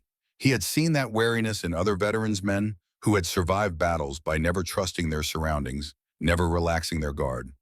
The war had ended 7 years ago, but for men like Sam, it had never truly stopped. Grace spoke first, her voice calm and measured. "You read the letter. You know about the covenant." "Read something about monthly provisions and protection duty," Sam said. His voice carried the flat affect of someone trying to control emotion through rigid discipline. "Sounds like a work contract, not an inheritance." "It is both," Grace replied. "Your great-uncle William was Jedediah's uncle. You are related through different sides of the family, both named as co-beneficiaries in his will." Sam's jaw tightened. "Why 2 men? One was not enough." Ruth stepped forward, and Sam's hand dropped closer to his gun. She stopped 5 feet away, her dark eyes holding his gaze without challenge or retreat. "Land is growing," Ruth said in her heavy German accent. "More settlers mean more threats. Mission needs 2 protectors now. One man could handle it when William started. Now we need more strength. Or you just want cheap labor from fools desperate enough to believe legal fairy tales," Sam said. The bitterness in his voice was raw, unfiltered. Jedediah had been silent until now, watching, assessing. He understood Sam's hostility was defensive, a wall thrown up to keep people at a distance. He had built similar walls himself. "You are right to be suspicious," Jedediah said. "I was too. Tried to leave first week, made it 12 miles before deciding survival mattered more than pride." Sam's attention shifted to him. "What stopped you? They threatened you." "Territory did. Break the covenant. Every trading post within 200 miles refuses service. Salish tribe stops recognizing safe passage. You become an exile in a place where exile means death." Sam laughed, a harsh sound without humor. "So it is a trap. Pretty land ugly truth." Maggie stepped forward, her Scottish accent sharp. "It is a bargain. We provide labor stability, community. You provide protection, provisions, legal representation. Nobody forces you to stay, but if you leave, you cannot benefit from what we build here." "And what exactly are you building?" Sam's voice rose, the careful control slipping. "Some kind of cult harem for lonely mountain men who could not find wives." The insult hung in the air. Jedediah saw Ruth's hands curl into fists, saw Clara's eyes go cold. But it was Ruth who moved walking slowly towards Sam until she stood directly in front of him. Sam tensed, ready for violence. Ruth stopped and spoke quietly, each word deliberate. I was beaten unconscious by my husband, left to die in an alley in Fort Benton, 1861. William Morgan found me, brought me here, taught me I could be more than victim. That is what we build here. Place where broken people can become whole again. She paused, and when she continued, her voice carried weight that made Sam's hand move away from his gun. You think you are the only broken man who came through that door? You are not. Jed was broken too. Different way than you, but broken. Every person here was shattered when they arrived. Mission does not trap people. It gives them chance to heal. So yes, it is a trap. Trap that catches people who have nowhere else to go and asks, do you want to keep running or do you want to stand and fight for something? Sam stared at her, something cracking in his carefully maintained armor. I do not know what I want. Beth moved closer, her gentle voice a contrast to Ruth's intensity. That is honest. Uncertainty is better than false certainty. Stay tonight. Tomorrow you can decide. Jedediah walked to the door and paused with his hand on the frame. Your cabin is stocked. Firewood, food, clean bedding. Door locks from inside if you do not trust us yet. In morning I am riding to the trading post for supplies. You can come or stay. Your choice. He walked out without waiting for a response. Either Sam would choose the covenant or he would not. Pressure would only drive him away faster. That night, Sam sat in his cabin with his rifle across his lap, listening to the sounds of the compound settling into darkness. He had not slept without a weapon in reach since Shiloh 7 years ago. The habit was so ingrained he could not imagine breaking it. But as the hours passed and nothing threatened, he felt something he had not felt in years. Not peace exactly, but the absence of immediate danger. The silence here was not the silence before artillery fire. It was just silence. He fell asleep near dawn, sitting in the chair, and woke to find a blanket draped over his shoulders. Someone had come in while he slept and covered him. The door was still locked from the inside. One of the sisters must have a key. The thought should have alarmed him. Instead, it felt almost like care. When he stepped outside, he saw Jedediah saddling horses. The older man glanced over and nodded once. Sleep. Some, Sam said, defensive. Good. You coming with me to Missoula or staying? Sam considered refusing, but curiosity won over suspicion. I will come. Want to see how this territorial compact really works. The ride to Missoula took 2 days through mountain passes still heavy with February snow. Jedediah and Sam rode in near silence, but it was not hostile. Jedediah pointed out landmarks, the spot where his horse had thrown him, the Salish sacred site, where tobacco offerings should be left, the canyon, where claim jumpers had camped during the trial. Sam absorbed it all with the tactical awareness of a soldier mapping enemy territory. Except this was not enemy territory. This was simply land, harsh and beautiful, indifferent to human ambition. At McAllister's trading post, Duncan greeted them with the easy familiarity of someone who had known Jedediah for months. Jed, and this must be the second Morgan heir. Heard you arrived, Sam Ward. Sam's suspicion flared. How did you know my name? Word travels fast out here. Frontier is smaller than you think. You are William's nephew. That makes you family to anyone who respected William. And everyone respected William. Sam leaned against the counter, his voice hard. What if I do not want to fulfill the covenant? What if I just take cash value of my share and leave? Duncan's expression grew serious. Then you forfeit all claim. Covenant is all or nothing. Been that way since 1843. 7 trading post owners signed the compact then. We still honor it. If you break the covenant, we will not trade with you. Not personal, just business. Cannot trust a man who abandons his word.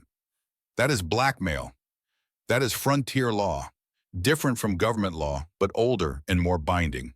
You can fight it, but you will lose. Duncan assembled Jedediah's supply order with practiced efficiency. Your uncle understood that. He fought it for a while, then accepted it. Found more freedom in the covenant than he ever had running alone. The return journey began in silence, but halfway back, Sam made his decision. I am not going back, he told Jedediah as they reached a fork in the trail. I will head west to Oregon Territory. Start over. Jedediah did not argue or try to convince him. He simply nodded. That is your choice. Cannot force you. You are not going to try to stop me. No, if you need convincing, the covenant will not work anyway. It requires commitment, not coercion. They reached the fork where the trail split. Jedediah turned south toward Sacred Heart. Sam turned west toward Oregon. They did not say goodbye. Sam rode west for 30 miles, pushing hard, trying to put distance between himself and the decision he was avoiding. He made camp that night in a canyon where wind howled through the pines like the screams of dying men. The nightmare came as it always did. Shiloh Battlefield, April 1862. Bodies piled 3 deep in the sunken road. Artillery fire so constant it sounded like thunder that never ended. The boy from Iowa, with half his face gone, still trying to speak. The smell of powder and blood and torn earth. Sam woke at 2 in the morning, shaking and soaked with sweat despite the cold. His hands trembled as he tried to rebuild the fire. This was why he drifted, why he never stayed anywhere long enough to sleep without fear. The nightmares followed him everywhere. Except last night at Sacred Heart, he had not dreamed of Shiloh. He had slept. Coincidence, probably. One night meant nothing. But in the morning, as Sam sat by his cold fire trying to decide whether to keep riding west, he heard gunfire in the distance. Multiple shots, then silence. The sound came from the east back toward the mission. Every instinct Sam had developed in 3 years of combat screamed at him to ignore it, to keep riding, to avoid whatever fight was brewing. He had survived the war by knowing when to retreat. But another part of him, the part that had once believed in honor and duty, and protecting those who could not protect themselves, would not let him turn away. Sam turned his horse around and rode hard towards Sacred Heart. He reached the compound 2 hours later to find it under siege. Cyrus Harding had returned with 8 men surrounding the compound in a loose perimeter. The sisters and Jedediah were pinned inside the main hall in cabins, returning occasional rifle fire to keep the raiders from advancing. Sam reined in his horse 100 yards away, hidden in the tree line, and assessed the situation with a soldier's eye. 8 raiders, 3 watching the front gate, 2 at the rear near the root cellar, 3 mounted on the flanks. Defenders: Jedediah at a main hall window, Ruth at the chapel, Maggie on the communal hall roof, Clara and Beth inside other buildings. Grace was probably coordinating from inside. The raiders had numbers. The defenders had better positions. But it was a stalemate, and stalemates favored whoever could wait longest. The compound would run out of ammunition first. Sam could ride away. This was not his fight. He had rejected the covenant. These people were strangers who had asked him for something he was not ready to give. But at Shiloh, he had watched men die because reinforcements never came. At Vicksburg, he had survived because strangers fought beside him when they could have run. What kind of man abandoned people under siege?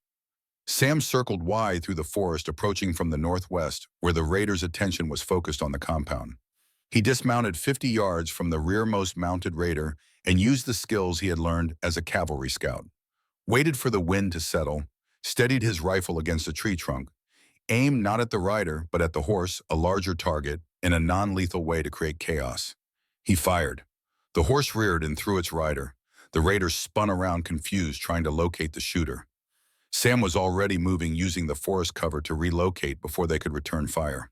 From the main hall, Jedediah saw Sam in the tree line and understood immediately.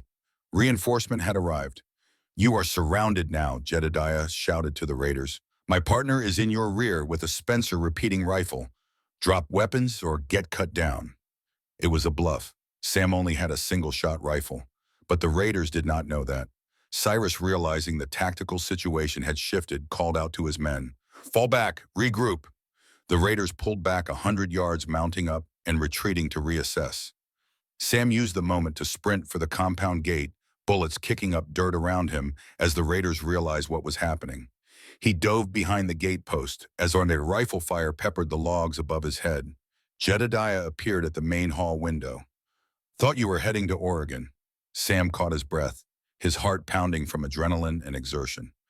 "Changed my mind, heard shooting, figured you needed help." "We did, thank you. Do not thank me yet. We are still outnumbered." Cyrus's voice carried across the compound. "Morgan, you have one chance. Surrender the deed, we let you walk away." "No deal," Jedediah called back. "Then we burn you out. Got kerosene and torches. You will roast alive." Inside the main hall, the defenders gathered. Grace assessed their options with the cold calculation of someone who had survived worse odds. "He is serious," she said. We cannot fight fire and raiders both. Sam leaned against the wall, thinking tactically. We do not have to fight them. We just have to hold until help arrives. Jedediah frowned. What help? Nobody knows we are under attack. Salish know, Sam said. I passed Small Bear's hunting camp 5 miles back this morning. They heard the shots. Small Bear told me when I rode through that Sacred Heart is protected ground. If trouble comes, they come. How can you be sure? Sam's expression was grim but certain. Because I have seen what happens when allies do not come. Salish will come. Question is whether we can hold until they do. The next 30 minutes stretched like hours. The raiders prepared torches and kerosene while the defenders rationed ammunition and watched the approaches. Beth moved through the buildings, distributing the last of the rifle cartridges. Clara positioned herself to cover the most vulnerable approach. Ruth stood ready at the forge with a glowing iron rod, prepared to fight hand-to-hand if the raiders breached the perimeter. Sam found himself standing next to Grace near the main hall fireplace. Why did you come back? Grace asked quietly. You do not owe us anything. Maybe I owe myself, Sam said. Been running from things for 8 years. Tired of running. That is as good a reason as any to stay. Then they heard it. War horns in the distance, the sharp, piercing notes of Salish cavalry signals. On the ridge above the compound, 15 mounted warriors appeared, led by Chief Small Bear himself. Small Bear rode forward until he was within shouting distance of the raiders. He spoke in English, his voice carrying authority that needed no translation. You attack sacred ground. This is offense to my people. Leave now, or we will consider it act of war. Cyrus looked at the Salish war party, counted numbers, and understood he was now facing impossible odds. 15 Salish warriors plus 6 compound defenders against 8 raiders. He was outgunned, outflanked, and out of options. We have legal claims, Cyrus tried. White man's court is not law here, Small Bear replied. Mountain law says this land is protected. You have 1 minute to leave before we enforce mountain law. Cyrus stared at Jedediah with pure hatred, but survival won over pride. This is not over, Morgan. I will be back with federal troops. Try it, Jedediah said. See what happens. The raiders mounted and rode out, disappearing into the forest. The siege was over. Small Bear entered the compound with 4 of his warriors. He approached Jedediah first, then turned his attention to Sam. You are second anchor, Small Bear said. The one from far away. I saw you riding west this morning. Why did you return? Could not walk away from a fight, Sam said. Not my nature. Small Bear nodded with approval. Good. Covenant needs men who fight, not men who run. You have warrior spirit. That is why land called you here. Grace stepped forward and extended her hand to Sam. You saved us. You did not have to, but you did. Sam looked at the hand, then at the compound around him, the buildings he had helped defend, the people he had fought beside without thinking, acting on instinct deeper than rational calculation. Yeah, well, he said quietly, I am probably going to regret it. Maggie laughed, the sound breaking the tension. Welcome to the family. That evening, the compound gathered in the main hall. Everyone was exhausted, running on the adrenaline crash that followed combat. Sam stood apart from the others, still processing what he had done, what it meant. Grace approached him with the second covenant ring, silver-worn smooth from decades of wear. Samuel Ward, do you accept the covenant, knowing what it requires, knowing the enemies you will face, knowing the sacrifices you will make? Sam stared at the ring for a long moment. 7 years of drifting. 7 years of trying to outrun ghosts. 7 years of waking up with the taste of gunpowder in his mouth and the screams of dying men in his ears. Last night at Sacred Heart, he had slept without nightmares. This afternoon, he had fought beside people who had become something more than strangers in just 2 days. Not friends yet, not family, but something. Maybe that something was worth staying for. I do, Sam said. He took the ring and slipped it onto his finger. It was heavier than it looked, the weight of obligation and belonging combined. Jedediah stepped forward and extended his hand. Welcome, partner. Sam shook it, and for the first time in 8 years, he felt something like hope. The weeks that followed taught Sam what the covenant meant in practice. November brought the first sustained cold, and Jedediah put him to work reorganizing the compound's defenses based on military principles Sam had learned during the war. They dug rifle pits at the compound corners, creating defensive positions with clear fields of fire. They built a palisade fence from logs stood upright and sharpened at the top 8 feet tall and strong enough to stop a mounted charge. They established a watch rotation with 4-hour shifts and two-person teams, ensuring no blind spots in the defensive perimeter. Jedediah worked alongside Sam, learning tactical concepts he had never considered. The partnership developed not through words, but through shared labor. They communicated in grunts and gestures, the language of men who understood that competence spoke louder than conversation. In December, they built a winter storm shelter halfway between the compound and Missoula, a small cabin stocked with emergency supplies for travelers caught in blizzards. It took a week of hard work and bitter cold, cutting logs and chinking walls and building a fireplace that would keep someone alive until the storm passed. One night, working by firelight inside the half-finished shelter, Sam broke the silence they had maintained for days. "You ever kill a man?" he asked. Jedediah did not stop working, just kept fitting stones into the fireplace. "Once. Blackfeet Raider, 1867. He was trying to kill me. I was faster." "Does it fade the memory?" "No." Jedediah paused and looked at Sam directly. "But it stops being the only thing you remember." Sam nodded and went back to work. That was all he needed to hear. Not false comfort or platitudes about time-healing wounds. Just honest acknowledgement that some things stayed with you forever and you learned to carry them. By January, Sam had integrated into the compound's rhythm. He taught the sisters military hand signals for silent communication during hunts. He organized supply inventories with the efficiency of a quartermaster. He maintained the weapons with the obsessive care of someone who knew that a jammed rifle meant death. And slowly, carefully, he began to laugh again. It started with Maggie's dark humor about Virginia City brothels. She told a story about a drunken miner who fell through a second-story window while trying to impress a girl, landed in a water trough, and walked away claiming he meant to do it. The story was ridiculous, and Sam found himself laughing before he could stop himself. The sound surprised him. He had not laughed since before the war. Ruth noticed and smiled, a rare expression that softened her hard features. Beth baked him an apple pie for his 29th birthday in late January, and when he tasted it, tears came to his eyes. He tried to hide them and failed.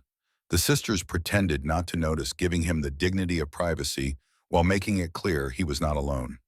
Clara became his tactical advisor, the two of them spending hours planning defensive scenarios and evacuation routes. She thought like a soldier, anticipating threats and preparing contingencies. Working with her felt like working with the best sergeants Sam had known during the war, professionals who understood that survival required constant vigilance. And Jedediah became something Sam had not had since his regiment was disbanded. A brother, not by blood but by choice. They trusted each other with the absolute faith that came from fighting together, working together, enduring together. The federal complaint arrived in February, delivered by a United States Marshal, who rode into the compound with official papers in an apologetic expression. Marshal James Butler was different from the corrupt territorial deputies. He was a professional lawman doing an unpleasant job, not a criminal with a badge. "I have orders to serve notice," Butler said. "Federal complaint alleges you are operating an illegal settlement without proper territorial registration, harboring fugitives, running an unlicensed boarding house, and evading commercial taxes. You have 30 days to appear in federal court in Helena or face seizure." Jedediah took the papers and read them carefully. "We already won territorial case last year." "Federal court supersedes territorial," Butler replied. "New complaint, new jurisdiction. You will need to answer all charges." After Butler left, the sisters gathered in the main hall. The weight of the threat was palpable. This was not about mining rights or land claims. This was an attack on the mission's legal right to exist. Grace laid out the problem with brutal clarity. "Federal case is serious. We must prove the mission is a legitimate, charitable organization, that the sisters are not fugitives, that we provide public good, and that we comply with all laws." She paused, and her next words were heavy with consequence. "Two of us are technically fugitives. Clara killed a man even if it was self-defense. Maggie escaped an indentured servant contract. Federal prosecutor could demand their arrest." The room fell silent. Everyone understood what that meant. Protect the mission by surrendering Clara and Maggie, or fight and risk losing everything. Sam stood and walked to the window, his tactical mind working through options. When he turned back, his voice was certain. In war, when you cannot win a direct fight, you change the battlefield. We cannot beat the federal government in federal court playing by their rules, but we can make them not want to fight us. Jedediah leaned forward. Help push in public opinion. Get the community on our side so loudly that the federal judge cannot rule against us without causing a political disaster. We make it cost more to shut down Sacred Heart than to leave it alone. Over the next 3 weeks, Sam and Jedediah organized a public hearing before the federal trial. They invited every homesteader within 50 miles, every trader, every Salish representative. They held the meeting at the Missoula Courthouse Neutral Ground, where the community could speak freely. The turnout surprised even Sam. More than 60 people crowded into the courthouse and spilled out onto the street. Duncan McAllister testified about the mission's economic stability and William Morgan's reliability. Patrick O'Malley told the story of the December blizzard and his daughter's rescue. Chief White Cloud spoke about the sacred ground and the 31 years of peace the mission had maintained with the Salish tribe. Father Patrick O'Malley, the Catholic priest from Missoula, testified about Christian charity, even though Sacred Heart was not officially recognized by Rome. His words carried weight with the homesteaders, many of them Irish and German Catholics, who valued the church's opinion. But the most powerful testimony came from an unexpected source. Wade Harding, the territorial deputy marshal, whose brother Cyrus had filed the federal complaint, stood and addressed the court. My brother filed this complaint out of spite, not justice, Wade said. His voice was steady, a public confession that took courage. As a law officer, I am sworn to tell the truth. Sacred Heart has never broken territorial law. They defended themselves against an armed raid my brother organized illegally. If anyone should be on trial, it is Cyrus, not the Morgans. The courtroom buzzed with reaction. Wade's testimony was devastating to the prosecution's case, but the most important moment was yet to come. Clara Brennan stood and walked to the witness stand. Everyone in the room knew her story, at least in outline. The federal prosecutor had made sure of that, painting her as a murderer hiding behind the mission's protection. Clara faced the courtroom with the same fierce dignity she brought to everything she did. My name is Clara Brennan. In 1866, I killed a man. Robert Shaw, lumber camp foreman near Hellgate Canyon. He raped me repeatedly for 3 weeks. When I fought back, he said he would have me hanged for insubordination. Her voice never wavered, each word clear and deliberate. I took a camp axe and I killed him. I do not regret it. William Morgan perjured himself at my trial to save me. Broke the law to serve justice. If federal court wants to arrest me, I am here. I will not run. But know this, if you take me, you are telling every woman in this territory that the law protects rapists, not victims. You are saying men can abuse women without consequence. Is that the law you want to enforce? The silence that followed was absolute. The federal judge, a political appointee named Harrison Webb, sat behind his bench with the uncomfortable expression of a man realizing he had miscalculated badly. The ruling came 2 days later. This court recognizes that Sacred Heart Mission serves a valuable public function, Judge Webb announced. Charges of harboring fugitives are complex given extenuating circumstances and community support. This court rules mission must formally incorporate as a territorial charitable organization within 60 days. Annual financial audit required. Clara Brennan's case is remanded to territorial court for review. All other charges dismissed. Federal government will not interfere further as long as the mission complies with incorporation requirements. It was a complete victory. Sam and Jedediah walked out of the courthouse to cheering from the assembled homesteaders and traders. Sacred Heart was now legally protected, recognized as an official institution serving the public good. That night back at the compound, the mood was celebratory but subdued. They had won, but the cost had been Clara standing before a courtroom and reliving her trauma for public consumption. Sam found Clara at the forge working metal in the dim light.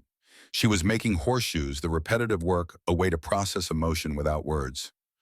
You did not have to do that, Sam said. Testify. Put yourself at risk like that. Clara did not stop working, just kept hammering the glowing iron into shape. Yes, I did. This mission gave me a life worth living. I will fight for it until I die. Sam understood that. He felt the same way, though he had been here less than 3 months. Sacred Heart had become something he was willing to defend, not out of obligation, but out of belonging. Spring came to the Bitterroot Valley with the tentative warmth of snow melting and creeks running high with runoff. The compound had survived another winter, another crisis. The rhythm of life settled into patterns that felt almost peaceful. Sam and Jedediah fell into partnership that required few words. They divided responsibilities by instinct. Jedediah handled supply runs and community relations. Sam managed defense and tactical planning. Together they maintained the compound, trained the sisters in advanced defensive techniques, and coordinated with the Salish tribe on shared security concerns. The sisters divided their attention between the two anchors naturally. Ruth and Clara worked most closely with Sam, drawn to his military precision and tactical thinking. Beth and Maggie gravitated toward Jedediah, appreciating his quiet competence and steady presence. Grace coordinated everyone, the spiritual and practical center around which the covenant revolved. On a warm afternoon in May, Sam and Jedediah sat on the main hall porch after finishing repairs to the communal hall roof.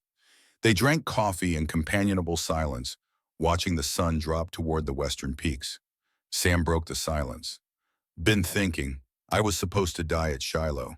Bullet missed my head by 2 inches. Spent 8 years wondering why I survived when better men did not." Jedediah waited, knowing Sam would continue when ready. "Maybe I survived so I would end up here. So I would help protect this place. So 47 families would have somewhere safe when trouble comes. That is a reason worth living for." Jedediah nodded slowly. "That is covenant, not the legal paper. The real thing. Knowing your life matters because you make other people's lives better." Sam pulled the covenant ring from his pocket and looked at it in the fading light. "I hated this ring when Grace first gave it to me. Felt like a shackle. Now it feels like an anchor. Keeps me grounded when I would otherwise drift." "Same," Jedediah said. "I was alone 15 years. Did not even know I was lonely until I found family here." The letter arrived the next day, delivered by a trader heading north from Helena. Thomas Maher Jr. had sent it with congratulations on the legal victory and a warning. Territorial records show a third beneficiary exists: Benjamin Bridger, grandson of Thomas Bridger, who abandoned the covenant in 1850. Benjamin is 23 years old, currently serving with 7th Cavalry in Dakota Territory. His enlistment ends June 1874. According to William Morgan's updated will filed in 1871, Benjamin has right to claim inheritance if he presents himself at Sacred Heart within 1 year of William's death. That deadline is September 1874. The letter continued with a warning that made Grace's face go pale. Thomas Bridger's abandonment in 1850 resulted in Sister Marie's death. There may be complicated feelings about Benjamin's arrival. Prepare accordingly. Grace stood at the window, staring out at the compound she had helped build over 31 years. When she spoke, her voice was barely above a whisper. "Marie was my sister. My first sister, 1843. When Thomas took her and ran, I heard her screaming for 3 days. They found her body inside a hollow tree, like she had tried to crawl inside to hide, and the tree grew around her. It took us 2 years to recover from losing her." Ruth's voice was hard. "Do we have to accept Benjamin? Can we refuse?" Jedediah shook his head. "Mager's letter says refusal violates covenant terms. If we deny a valid beneficiary, we risk losing legal protection." Sam stood and walked to stand beside Grace. "We accept him, not because we have to, but because it is right. Benjamin is not responsible for what his grandfather did. He deserves a chance to prove himself." Grace turned to look at Sam, something like gratitude in her pale eyes. "You sound certain." "I am. Jed gave me a chance when I did not deserve it. We give Benjamin the same." Through June and July, they prepared for Benjamin's arrival. Sam and Jedediah built a third cabin identical to the others, a physical manifestation of their willingness to welcome him despite family history. Grace spent weeks at Marie's grave, a simple stone marker behind the chapel. Jedediah found her there one evening, kneeling in the grass with her hands folded in prayer. "I have to forgive Thomas Bridger," Grace said without looking up. "Not for him, for me. If I carry hatred when Benjamin arrives, I will poison the covenant. Marie would not want that." "Forgiveness is hard," Jedediah said. "Harder than any work we have done, but necessary." Benjamin Bridger arrived on a hot August afternoon riding a cavalry horse and wearing dusty blues. He was young, 23, with red hair and freckles that made him look even younger. His face showed the earnest nervousness of someone who knew he was walking into complicated history. He stopped at the compound gate and called out, "I am looking for Jedediah Morgan and Samuel Ward. Lawyer said my grandfather had a claim here. I am Benjamin Bridger." Grace stepped forward before either Jedediah or Sam could respond. Benjamin's eyes widened when he saw her recognition and fear warring in his expression. "Ma'am, I know what my grandfather did. I know about Sister Marie. If you want me to leave, I will go. I will not fight you." Grace stood silent for a long moment, and Jedediah could see the struggle on her face. 31 years of grief and anger fighting against the wisdom that had kept her alive this long. Finally, she spoke. "Your grandfather was a weak man who ran when the covenant demanded strength. Are you a weak man, Benjamin?" "I do not know, ma'am, but I am willing to find out." Grace extended her hand. "Then welcome to Sacred Heart. We will teach you what you need to know. But know this, if you run like your grandfather, there will not be mercy." Benjamin shook her hand, and Jedediah saw tears in the young man's eyes. "I understand." Sam turned to Jedediah and spoke quietly. "Here we go again." Jedediah smiled. "Third time is the charm." The months that followed brought Benjamin into the covenant's rhythm. At first he struggled, unused to the physical labor and the weight of responsibility. But Sam and Jedediah worked alongside him, teaching through example rather than words. They showed him how to fell timber without wasting motion, how to read weather signs in the mountain sky, how to maintain weapons in the bitter cold. The sisters welcomed him with cautious warmth. Ruth taught him forge work, appreciating his willingness to learn. Beth shared her knowledge of frontier medicine herbs and poultices that could save a life when doctors were 80 miles away. Maggie took him hunting, testing his endurance and patience. Clara trained him in defensive tactics, drilling him until muscle memory replaced conscious thought. And Grace slowly, carefully forgave him for his grandfather's sins.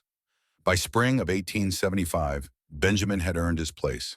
He wore his covenant ring with the same quiet pride that Sam and Jedediah wore theirs. The compound had 3 anchors now, and the work that had exhausted 2 men became manageable for 3. They expanded the garden, adding plots for corn and wheat. They built a proper smokehouse for preserving meat. They dug a well closer to the cabins, reducing the daily labor of hauling water from the creek. The mission was growing, becoming more self-sufficient with each passing season. More homesteaders arrived in the valley, drawn by the railroad expansion and the promise of cheap land. Sacred Heart became a waypoint for travelers, a place where weary families could find shelter and a hot meal. Grace kept careful records of everyone they helped: 42 families in 1875-68, in 1876-93, in 1877. The covenant adapted. What had begun as a compact between 1 man and 5 women evolved into something larger, a community hub, a source of stability in a rapidly changing frontier. In 1878, a 4th beneficiary arrived. Jonathan Reed, nephew of James Garrett, the covenant holder who had broken his oath for gold. Jonathan came expecting wealth and found obligation instead. Like those before him, he tried to run. Like those before him, he returned. And like those before him, he stayed. By 1880, Sacred Heart Mission had 4 anchors. The compound expanded again. 2 more cabins. A dedicated schoolhouse where Grace taught reading and arithmetic to homesteader children. A trading post where Ruth's ironwork and the sisters' woven goods could be sold to passing travelers. The years passed in the rhythm of seasons and the steady accumulation of small victories. Each winter survived, each crisis weathered, each new anchor integrated into the covenant's unbreakable chain. In 1890, a 5th anchor arrived. In 1900, a 6th. Each brought their own skills, their own brokenness, their own need for belonging. And each found what those before them had found: that Sacred Heart offered something more valuable than land or wealth. It offered purpose. But time was the enemy that no covenant could defeat. In 1910, Ruth died. Pneumonia took her, in 3 days, too fast for any medicine to help. She was 72 years old and had lived at Sacred Heart for 49 years. They buried her behind the chapel next to William Morgan and the other anchors who had kept the covenant before passing it on. Grace felt Ruth's death like a physical wound. The first of her sisters to go, she knew others would follow. The covenant bound them to the land and to the anchors, but it could not make them immortal. By 1918, the compound had changed beyond recognition from the place Jedediah had first seen in 1872. 7 anchors now ranged in age from 25 to 75. 4 sisters remained: Grace, Maggie, Beth, and Clara, all in their 80s but still strong, still vital, still essential to the covenant's continuation. And then the Spanish flu came. Samuel Ward, 75 years old and the oldest anchor since Jedediah caught it first. He lasted a week coughing blood into rags while Beth tried every remedy she knew. On the 7th day, he died quietly in his cabin, the covenant ring still on his finger. Clara died 6 months later. The connection between anchor and sister was real, undeniable. When Sam passed something vital in, Clara broke. She simply faded, growing weaker each day, until one morning she did not wake. Jedediah felt his own strength failing. The consumption that had taken root in his lungs 3 months ago was winning. He knew his time was short, measured in weeks now, perhaps days. Grace sat beside his bed in the long June twilight. She was 91 years old, 48 years past the age she had been when Jedediah first saw her standing in the compound yard. Her blonde hair had gone white, her face deeply lined, but her pale blue eyes held the same fierce intelligence they had always held. "No regrets?" she asked. "None," Jedediah said. His voice was a whisper now, each word an effort. 47 years. Best years of my life." "Mine too," Grace said.